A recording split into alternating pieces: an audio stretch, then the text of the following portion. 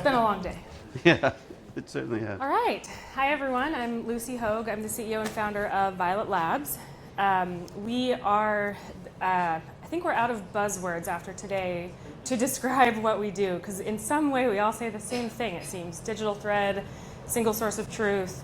I'm an engineer by background on the hardware side, astronautical, spent a long time in aerospace, also automotive, autonomous vehicles.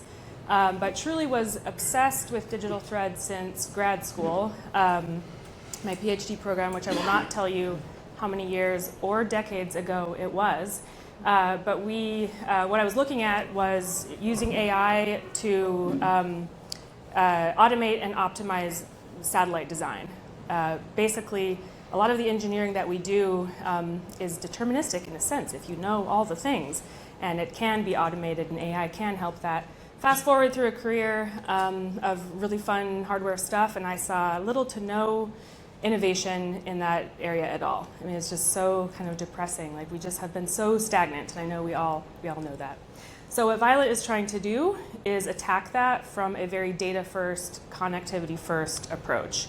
And so I'm using very, I feel like there's investor-y words for what we talk about, and then there's like more of the hardware-y words.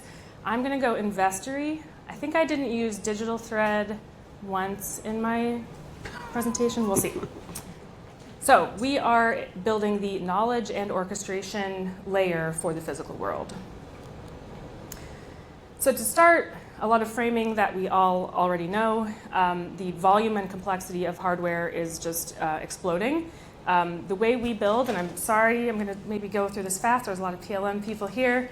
But truly, in my opinion, the way we build these products fundamentally hasn't really changed since the 90s. It was a very mechanical-centric approach that was suitable for the time, and it has yet to meaningfully budge since then. And at the same time, of course, we know products are just increasingly multidisciplinary, AI-enabled, soon to be AI-defined. It's just going to be a wild time. So we really feel that the industry is lacking the critical infrastructure to reliably and gracefully handle all this interconnectedness. Of course, at the same time, we're at this AI inflection point, and it's really exciting thinking of generative AI and what it will do for the creation of engineering work, as well as agentic AI, which can hopefully be able to execute and operate a lot of our multi-step workflows in these crazy cobweb ways like Addie was showing. And AI will be able to reason over and act on our systems, but there's a key piece missing, and that is our data is not connected. So that is an important enabler for this to happen at all. So Violet is the platform that enables this infrastructure, and I'm kind of breaking it up into three parts. The first is the knowledge layer, and this has been where we started from day one. It's fundamentally a connectivity sort of ecosystem. We have 75, maybe close to 80 no-code integrations today, and these really aim to span the lifecycle end-to-end. So from requirements management through CAD, PLM, MES, ERP, simulation, very specific. We have a lot of aerospace customers, so specific aerospace tools. Really try to address as many of the knowledge sources that we can to adequately get all of the information and create this rich data center of your knowledge. And that's through a hub and spoke framework, which is pretty important to us. Basically, if you ultimately want to do any orchestration, having a hub that has a full copy of all of your data and metadata is critically important, and you get a bunch of really nice side byproducts, like you can do reports, you can do all this fantastic stuff by having that single source of truth. This is based on an ontology, and just a quick note there, we started out sort of deliberately not trying to build the ontology from scratch, thinking, okay, if we start there, we'll never end. We'll constantly be iterating, what's the perfect ontology? How does this, how can we make it future compatible? So instead, it kind of organically grew over the years, and right now we're formalizing it into a standards-based ontology that can be open sourced, hopefully, and really power beyond Violet as a platform. And interestingly, the last bullet here on the bottom is kind of becoming the most important, which is our MCP server, and maybe raise your hand if you don't know MCP, or I guess I could explain it. Basically, Model Context Protocol, sort of an API for agents. So if you are in Claude or Cursor or ChatGPT and you add on the Violet MCP, you instantly get access to all of your data across however many integrations you have, permissioned and structured. And what's really cool or terrifying, depending on which day it is for me, this means you can build your own app that consumes Violet data and is a dashboard or a report or whatever you want. Say Violet's UI isn't good for you. So it really is a new era, we feel, and like that key piece is going to just kind of change the game, we think. The second piece is orchestration, and this can mean lots of things. For us, we've started very simple and small. As a former engineer, I know there's a lot of skepticism about panacea tools, and so we want to just build credibility, and for the last couple of years, that's primarily been sync data from point A to point B. So you have a PDM, PLM, you need to get that data into your MES, your ERP, maybe populate inventory in QuickBooks, and that's where we've started, and they're usually pretty happy, and then we can land and expand to different nodes of the landscape.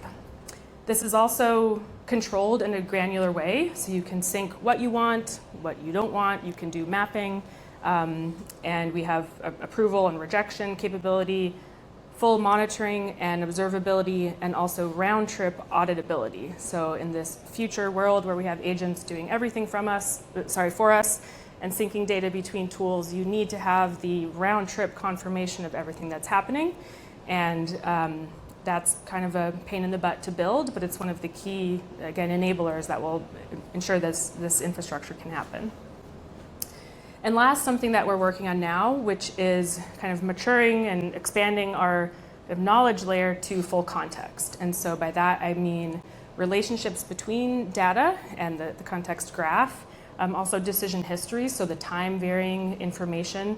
And for hardware engineers, that's really important. It's why did we make this change? Who's affected by this ECO?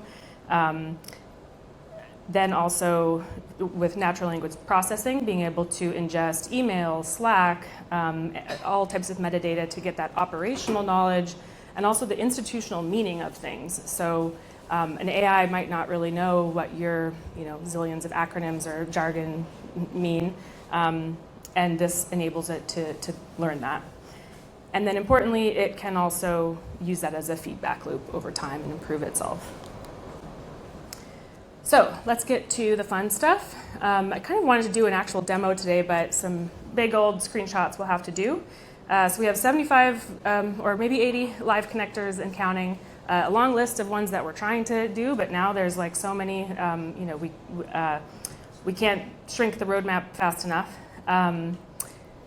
We do have an ARIS integration, as you can see. These are, whenever possible, OAuth enabled. So if the app supports it, it's a one-click connection. You sort of create that connection on behalf of your organization, and then you can create however many integrations you want that could be configured in different ways. That'll ingest that data according to what types of data you want to bring in, parts, POs, item receipts, requirements. And all of this gets structured into our ontology. So it's kind of normalized once it hits Violet. So if you have parts here, items here, inventory there, they all have kind of the same schema, and Violet can reason over them in the same way. And then moving on to the integrations.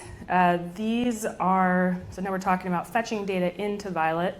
And this is done in two ways. Our framework, to start, was primarily built in a scheduled model. So we have Violet workers that are, if you picture the hub and spoke, we're at the hub continuously polling these nodes over time, getting that data and ingesting it. And this was how we started because knowing lots of tools don't have webhooks, which are required to enable event-driven changes, that would help us get into a lot of these more legacy engineering systems and get that data. For me, as a system engineer who wanted single source of truth, I always imagined we'll just do this really, really fast. We'll do it every minute, maybe every 30 seconds. You have this near real-time understanding of your data. That didn't quite work out, and in fact, a lot of our integrations sometimes are every 4 hours. If they're super long, if you're ingesting from Team Center, it could be many, many more hours. But we also now have a hybrid approach, and we do support webhooks as well. And that has actually become really important in certain use cases. For example, purchasing and inventory, you don't want any drift in that information, so this hybrid system works pretty well. I'll also note that we do have a number of API-less options, and this does speed up the sync, rather than the integration in a lot of cases. SolidWorks, Teamcenter, Manufacturer, we sort of have the opposite view of like Addy, how Quarter 20 works, where we instead have Violet workers that are just pulling directly to the database. So we even skip the API and we just go straight to the good stuff and continuously get that data out and diff from there. And real-time Slack and email notifications to whatever you'd like in Violet, whether it's just data or any of the other cool stuff that I'll show highlights of shortly. So then we get to workflows, and this is basically now syncing the data between tools. And in my mind, there's a million ways that Violet could be used, and we're building all these different things. And this, to me, is almost the most boring, but it's also the one we make the most money off of. So I think I need to start liking it a little bit more. But truly, as AI is becoming more of a reality, it becomes that key infrastructure piece. So you're able to build, oh, this is supposed to be a GIF. Let's see. Okay, I can't animate it, but you can build workflows that are sort of like Zapier or any other, every tool seems to have automations these days, where you specify the actions you'd like to see and the trigger that will trigger it, and any other filters or business logic that you'd like to put in. And today that's now powering all of our data orchestration, which is syncs between A and B and anything else. So if this part is released, I want to send an email to Nancy, things like that. Here is the monitoring and observability. So exhaustive history is super important. This is actually something we haven't had in the past. We started just trying to, as a proof of concept in the early days, get data syncing. And in retrospect, knowing what happened is really important to being able to see even all the stuff Violet didn't try and that was an error, or why it skipped over certain things. So these really boring pieces are incredibly important. Of course, also the ability to monitor health and status, performance metrics, things like that. So I'm going to talk just lightly about some of the features in Violet that allow you to then do stuff with this data. And as a system engineer, again, this was my dream. Like, I wanted to be, maybe we have the same company, Addy, I don't know. But I wanted to be in like Microsoft Word and be able to access the latest value of this reaction wheels jitter. And like, that's a thing that's known. It's sitting in a CAD or a tech spec somewhere. But each week I'd have to go and get the new value or talk to the engineers, and it's just like the biggest waste of time.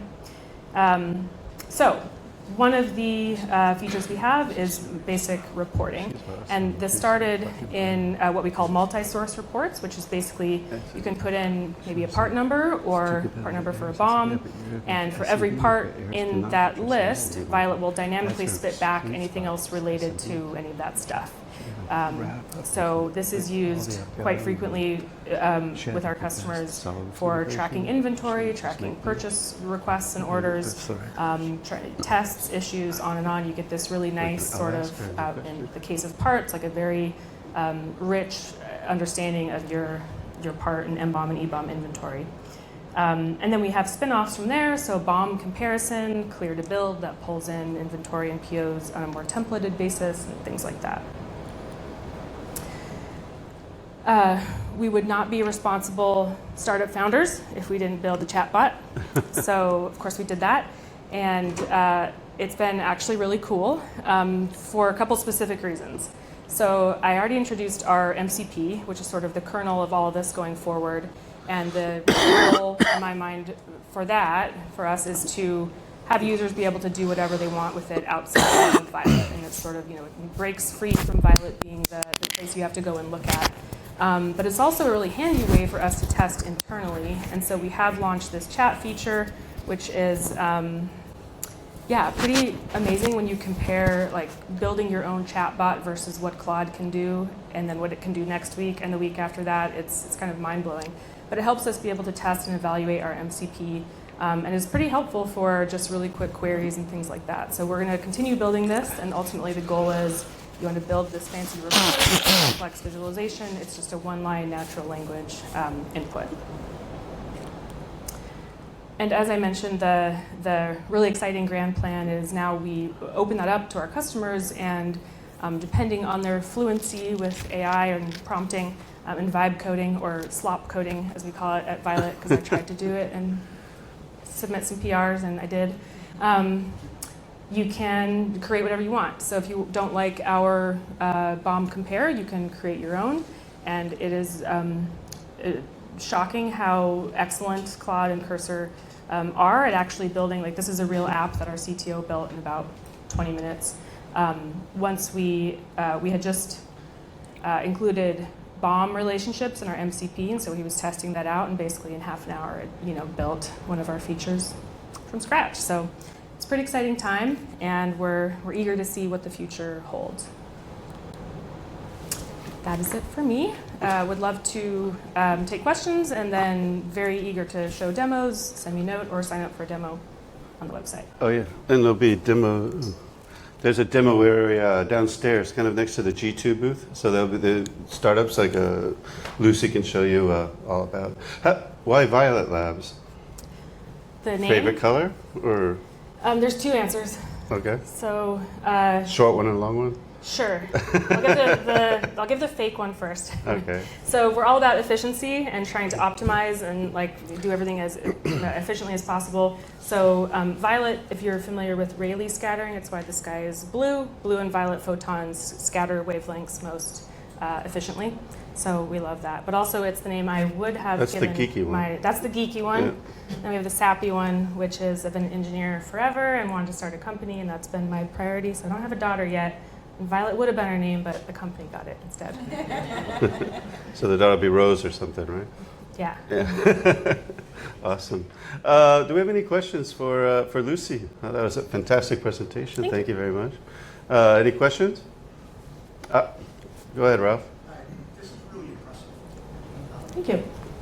There's a lot here. There's a lot. Here, Ralph. Oh, I'm sorry. Can Here, just so everybody can think hear. about your team that's put this together?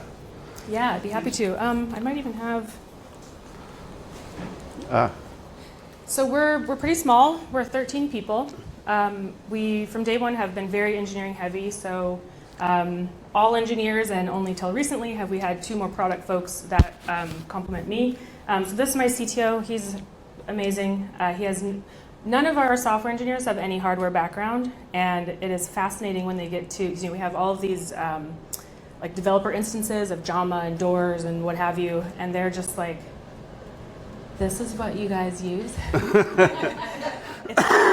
But it's really been kind of cool. They're not jaundiced by any of this stuff that we've known for years and years. So yeah, that's been fascinating. And then my 2 product leads, Katie Trace has a very old space background, NASA, Ball Aerospace, BAE. And then Sam is our new space with Busick Electric Propulsion and SpaceX. And I guess, since I have the microphone, a quick follow-up question. So you touch a lot of parts of the organization. Who do you go in and sell to? Who's your first contact? Who spends money on this? What part of the organization? Yeah, that's a great question, and is one of the hardest parts about Violet and how I see we could be, 1,300 people. It can do so many things. Kind of our sweet spot right now tends to be one of maybe 3 areas. The first, and all of these I would say are broadly in the NPI phase, so new product introduction. Mechanical, so we're usually going into like a head of hardware, maybe head of manufacturing, and they're focused on their engineering BOM, getting into their manufacturing BOM, streamlining that handoff. The other, which is sometimes similar, is maybe in the supply chain, and that's folks interested in some of what I just said, but also purchase orders, item receipts, inventory. And then the third is system engineering. I didn't talk about it at all, but we actually have our own native requirements management module. It's one of many that we will be launching over like the upcoming quarters. The intent of it is not to try to be a JAMA or a Flow or a Trace space. I think they're gone. But it's sort of the scaffolding to, as you ingest all this data, there's ways that it needs to be presented to kind of make sense to a user, and we can activate it by linking it to other associated data. So that's the third, is the system engineering for a team. Any other questions? John, you had your hand up. Like half a hand up, no? Okay. Any other questions? Ah, here. Good demo. Passing the Is mic. this a SaaS application? Are you going Yep, it is yes and both. We are architected for SaaS and on-prem natively with Terraform, Kubernetes, Docker. So whether you're AWS standard, if you're building electric scooters, we can support that. AWS Gov for ITAR compliance, also single tenant, and then on-prem as well is an option. Fantastic, thank you. Thank you. And with that, the microphone.